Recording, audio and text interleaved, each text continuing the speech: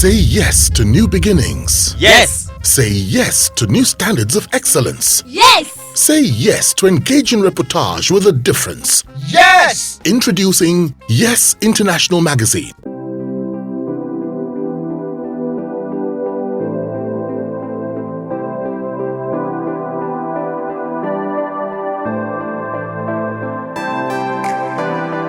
Now, Olumide Iyanda currently runs his own media outfit, and that's talking about QED.ng. What stands it out, and why did you set it up? Okay, now I set it up because number one, I've always been fascinated. I've always wanted to do digital journalism. I've always wanted to go online because I realized a lot of people were going online, and I've been preaching that for my days at Independent. That look, readers, when people say that the media is in trouble, yes, the media, yeah, it is possible that there are challenges in the media, but I realized early that people were consuming their news on other platforms, and you can't blame them because you can't. Technology doesn't know Olumide, doesn't know Azu. Technology happens, and if you don't embrace technology, technology is going to leave you behind. So I was fascinated about the possibilities that offered. So I wanted to do that, and I also wanted to correct the impression that those who were operating online were people who publish stories that are not authentic, that people who don't fact check their stories, people who. So that's why we call ourselves QED. If you know what QED, you know is a Latin. It's a Latin phrase that means something that is tested, something that is proven, something that is authentic.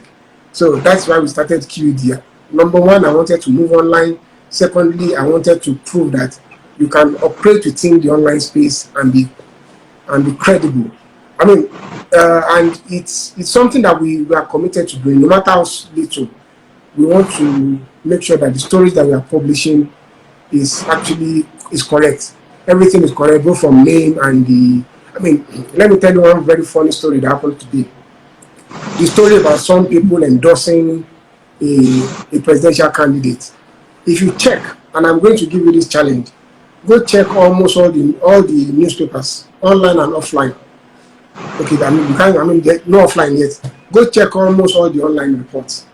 You'll find out that almost everybody reported the same names as those that endorsed this gentleman. Some of the names in those reports are not there. Some of the names mentioned are not in the video they are referring to. Because one person, the first person that reported the video, made a mistake, included 2 or 3 names that are not in that video. But because everybody else was just doing copy and pasting, almost everybody else is making that same mistake. I'm giving you that challenge. I'm sure you know the story I'm talking about. Yeah, I know the story you're talking about. Go and read the stories that you see. Go and read even some publication that you consider respectable, and come back and tell me that, Mighty, what you told me is not correct. That is the kind of thing I think we need to be worried about the kind of journalism we practice. I'm not saying we are perfect. We too will goof once and once, but those are not mistakes that we make. I mean, my reporters know that we don't want to make mistakes. We fact check our stories. We don't just copy and paste because I studied history. I know how important it is for you to preserve records. So that is one of the reasons why we are doing what we do. So that sets us up. We don't want to give you stories that we can't stand by.